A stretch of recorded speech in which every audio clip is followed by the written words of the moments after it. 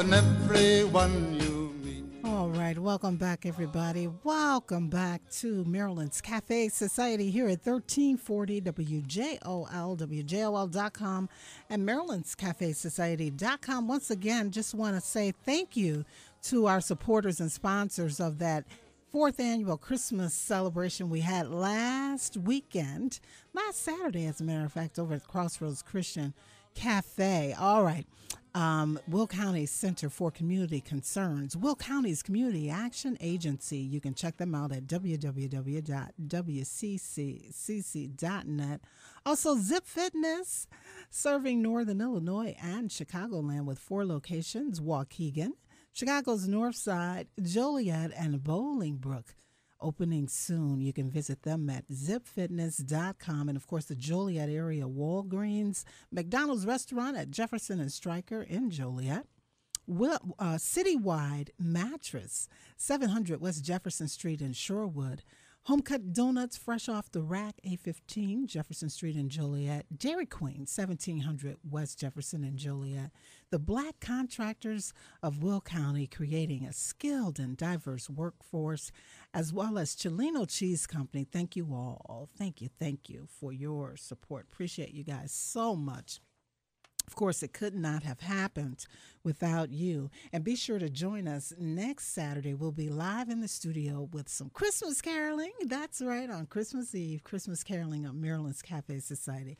I look forward to having you here in the studio. If you want to come, just shoot an email to me at Maryland's Cafe Society at yahoo.com, or go to the blog site and contact me via phone. The phone number is there on the blog site, okay? Maryland'sCafeSociety.com/blog. All right. Well, I know 2 businesses that are going to have a holly jolly Christmas. And that, of course, is the Sears Company, as well as the Chicago Mercantile Exchange. Well, for those who don't know, Sears and the CME were threatening to leave the state of Illinois without the tax break legislation or the tax credits that they were getting in the past. And so, I don't know, I guess Governor Quinn and maybe some of the other legislators were kind of dragging their feet on this. But they finally signed a tax break legislation that was specifically designed to keep Sears and the Chicago Mercantile Exchange here in the state of Illinois. Now, the bill renews a credit Sears has been getting for years and guarantees the company a $15 million break on its taxes over the next decade, while retooling tax calculations for the profitable Chicago Mercantile Exchange by changing how much of its business is subject to state income tax. All right. So that's good news for Sears and actually the state of Illinois, because, you guys may not know, but Sears is the parent company of Kmart and the Gopher. And I think there's one more. And so a lot of people may have been or may have become unemployed if they had to leave. And the same is true with Chicago Mercantile Exchange. So kudos to them for doing that. Now, one action that they did not take, which was a companion legislation that would have provided tax relief for individuals. Hello. Well, the governor's office did not immediately say when they would take action on that, but I guess it is still on the table. All right. Let's see. What else do we have? Well, here's a story that that may cause some of you to appreciate your height, I guess.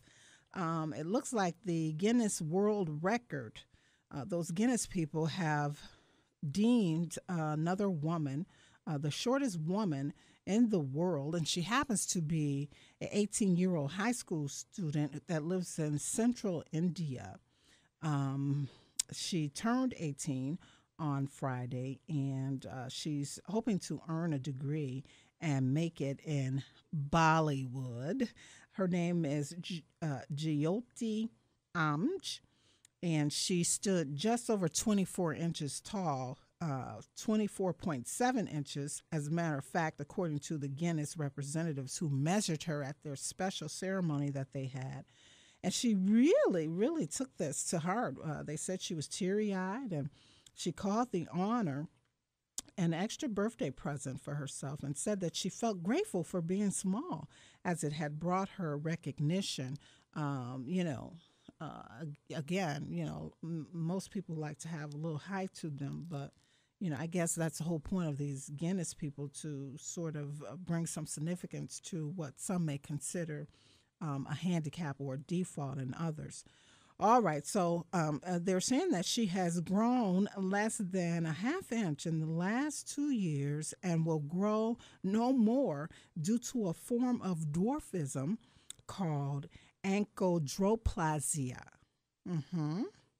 So the title of the shortest woman in history continues to be held by a young lady by the name of Pauline Musters, who lived in the Netherlands from 1876 to 1895, and she stood just 24 inches tall. Now, I guess that means she has passed on, but yeah, shortest woman in the world, just over 24 inches tall, and she lives in central India. Isn't that something? All right, and as I stated before, a lot of times we see people who don't look like us or who are different from us, and we think that perhaps maybe life is not good for them. But hey, this young lady is a student. She is ambitious. She wants to earn a degree and then go to Bollywood. So there you have it. She's doing things despite what others may think of her particular situation. All right. Well, someone who will not be doing things, of course, is this 17-year-old Colton Harris Moore. You heard about this guy, right? He's also known as the Barefoot Bandit. Yeah. Well, he appeared in court in Coopeville, Washington on yesterday and was sentenced 7 years in prison after pleading guilty to dozens of state charges. 20 years old, he gained international notoriety while evading police across the country in stolen planes and stolen boats and stolen cars. And this went on for 2 years. Yeah, just on a crime spree. He, of course, earned the nickname Barefoot Bandit because when he was committing some of these crimes, he, of course, was barefoot. All right, and so he appeared in court before the judge. And, the judge, I guess, did some background checking on him and discovered that his childhood was one that he wouldn't wish.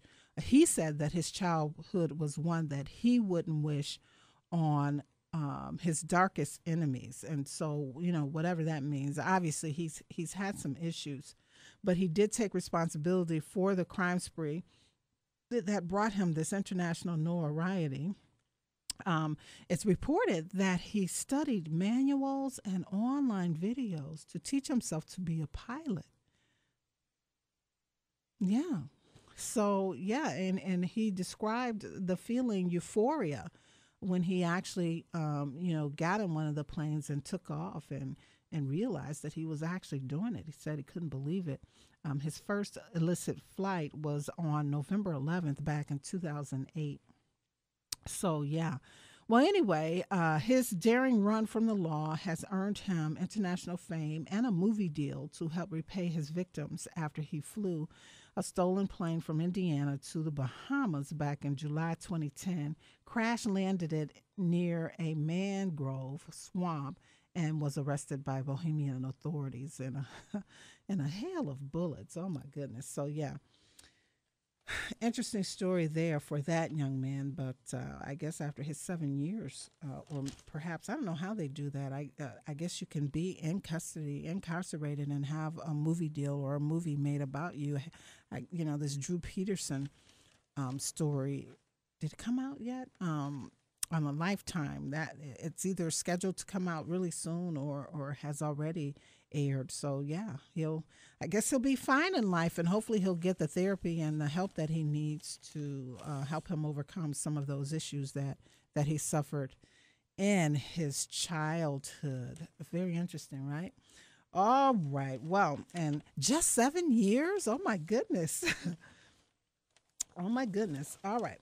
So, what else is happening here? Oh, my goodness. We're just about out of time. But just real quickly, want to just talk about what's been happening in some of our state universities, starting with Penn State.